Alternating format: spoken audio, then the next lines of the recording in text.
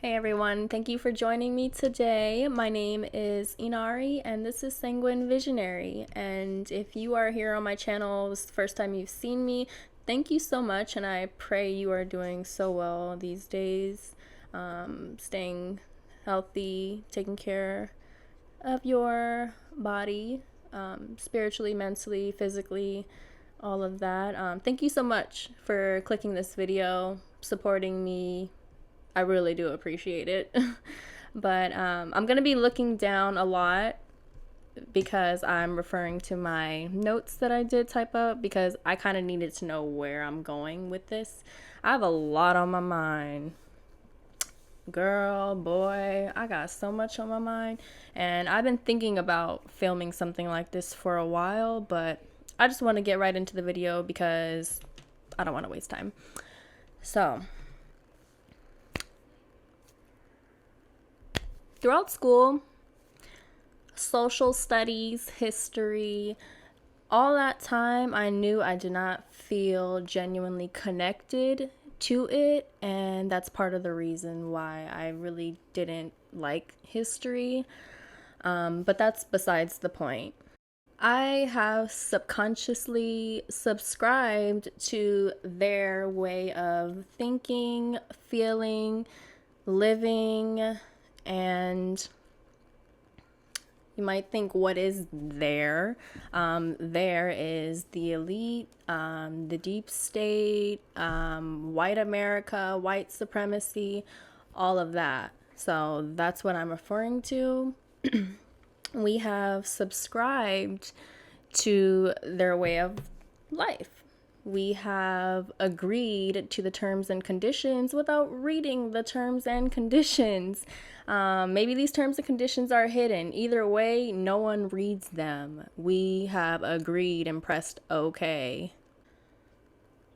Basically, if you don't understand the way that I am trying to come across, there is a lot of things that we should have learned in school, like how to manage our finances, how to look for an apartment or a house. There's so many things that we should have been taught.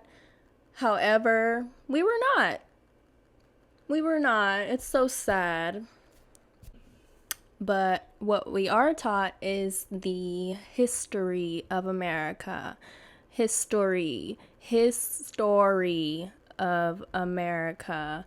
And I am pissed. It is so biased. Everything that they put in these books is so biased. Of course, someone had to write it, so they pick and choose what they want, and of course, it has to get approved by. Now, it is in fact our responsibility to pull ourselves out of this systemic way of thinking and living and working and all of this other mess. There's an evil agenda set out for us. And if you don't know, you will definitely start to pick it up very soon. If you haven't already, you guys probably have really good intuitions and you probably feel lied to. You probably feel taken advantage of in some way. I mean, we can only take account of our lives and how we live our lives. So, what are we doing now? I'm gonna tell you what we're doing.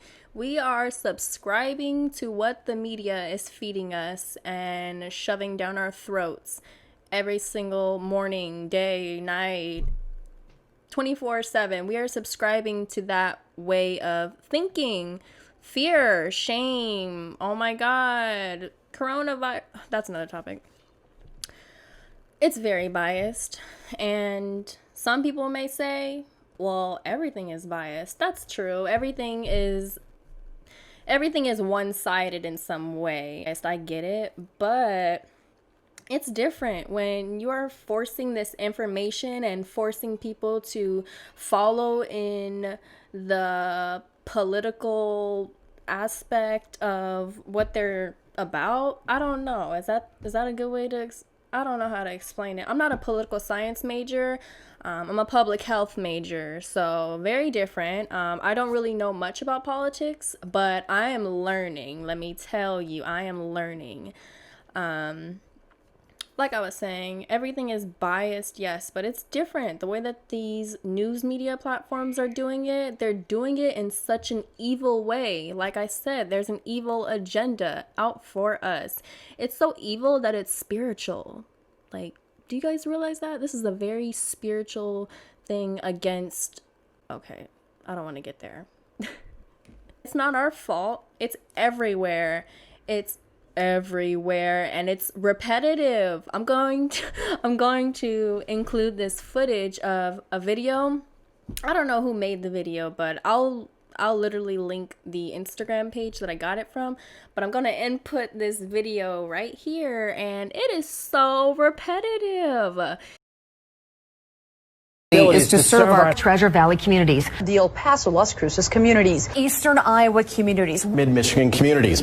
We are extremely proud of the quality, balanced journalism that CBS 4 News produces. But we are concerned about the trouble and trend of irresponsible, one-sided news stories plaguing our country. The sharing of biased and false news has become all too common on social media. More alarming, some media outlets publish these same fake stories without checking facts first. The sharing of biased and false news has become all too common on social media. More alarming, some media outlets publish these same fake stories without checking facts first.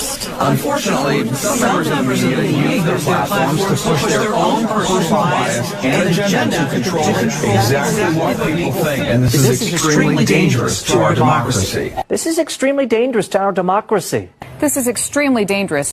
Our greatest responsibility. There's a script. They're given a script to... I mean, basically, there's a script to keep us in fear, and that's the easiest and best way to put it. But, I mean, you guys might not agree with me. I don't know. I don't know where y'all minds is at, because...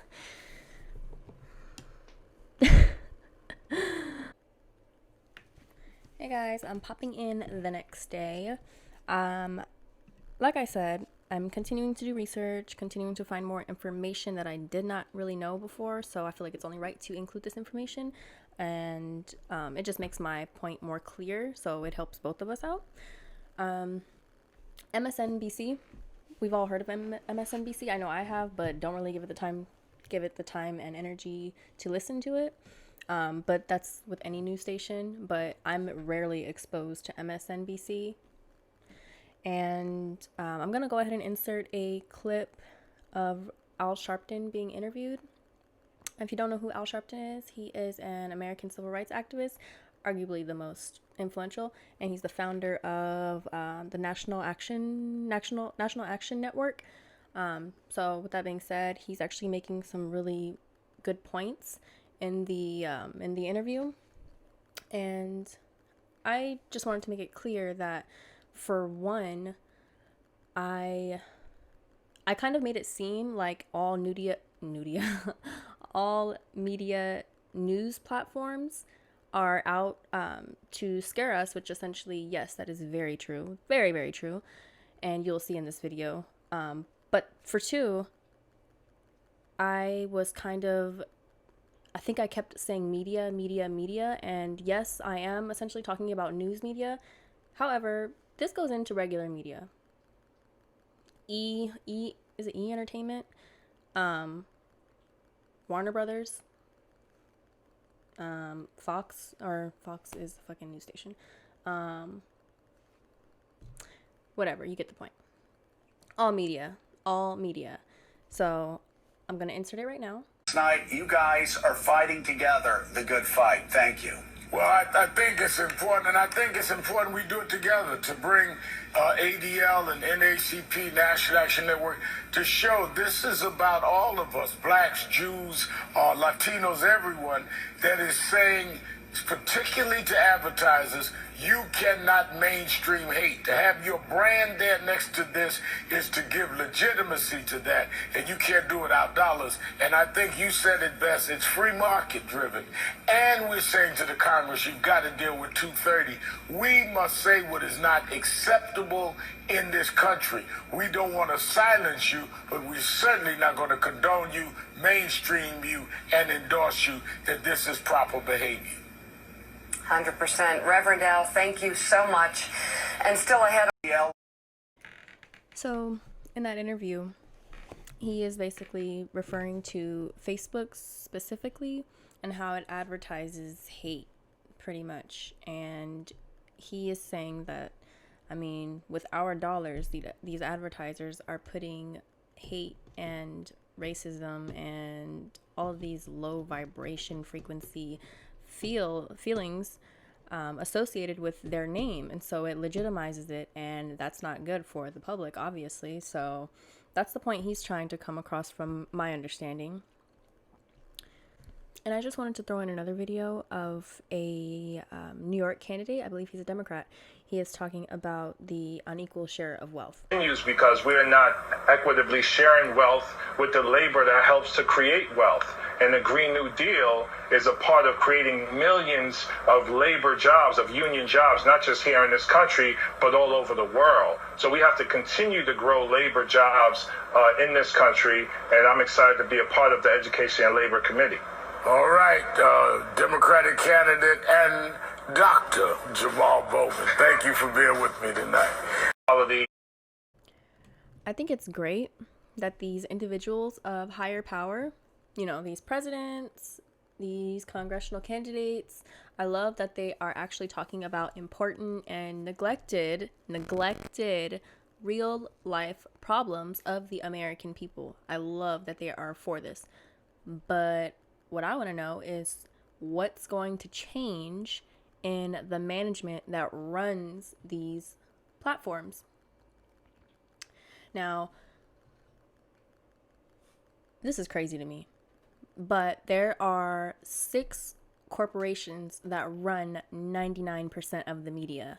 And like I said, the media is everything from all of these news stations, E! Entertainment, Warner Brothers, HBO, Pixar, all of these are considered media. And so it is crazy to me that only 6 corporations own all of these media platforms. And there's only 5 that dominate right now. So let me say that again. So MSNBC is owned by NBC Universal, which is essentially owned by Comcast. Comcast owns numerous amounts of media platforms. Then you have Time Warner, owns numerous amount of platforms. Then we have Walt Disney, numerous amounts of platforms. We have what was the last 2? Viacom and News Corporation. Those 2 as well. Numerous amounts of media platforms. So we the people just want to know what is going to change in the management, because there's definitely upper management of all of this shit that we don't even see. There's upper management that determines which corporations are going to be the top 5 corporations that dominate this nation. So with that being said, we want to know what's going to happen to these people that are in charge of all that, essentially. What's going to happen? I think that's all I wanted to say. So enjoy the rest of the video.